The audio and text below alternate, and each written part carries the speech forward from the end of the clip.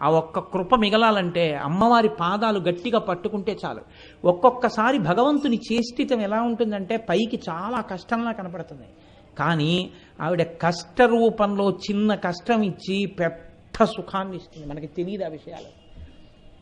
పరమాచార్య మాటల్లోనే చెప్పాలంటే, నేను ఎలాగో ఇవాళ పరమాచార్య ప్రసక్తి తెచ్చాను కాబట్టి ఆయన మాటల్లోనే చెప్పవలసి వస్తే మీకు ఒక మాట చెప్తాను. వెనకటికి ఉప్పు వ్యాపారం చేసేవాళ్ళు గాడిదల మీద ఉప్పు బస్తాలు వేసుకుని ఊళ్ళోకి తీసుకెళ్ళి అమ్మేవారు. ఒకనకొకప్పుడు ఉప్పు అమ్మే వ్యాపారులు గాడిదల మీద ఉప్పు బస్తాలన్నీ వేసుకుని అరణ్యంలోంచి వెడుతున్నారు. దొంగలు చూశారు, వీళ్ళు ఉప్పు బస్తాలన్నీ పట్టుకెడుతున్నారా, ఉప్పు బస్తా అంటే చాలా బరువు, ఆ ఉప్పు పట్టుకెడుతున్నారు, వీళ్ళు ఉప్పు అమ్మి మళ్ళీ వస్తారు. వచ్చినప్పుడు మనం ఈ ఉప్పు అమ్మిన డబ్బు పట్టుకొని వస్తారు కాబట్టి వీళ్ళని భయపెట్టి డబ్బు దోచుకోవచ్చు. కాబట్టి ఇవాళ వెడుతున్నారు కాబట్టి ఓ 2 రోజుల్లో ఉప్పు అమ్ముకుని వస్తారు, మనం ఇక్కడ హాయిగా మాట వేసి కూర్చుంటే సరిపోతుందని కూర్చున్నారు.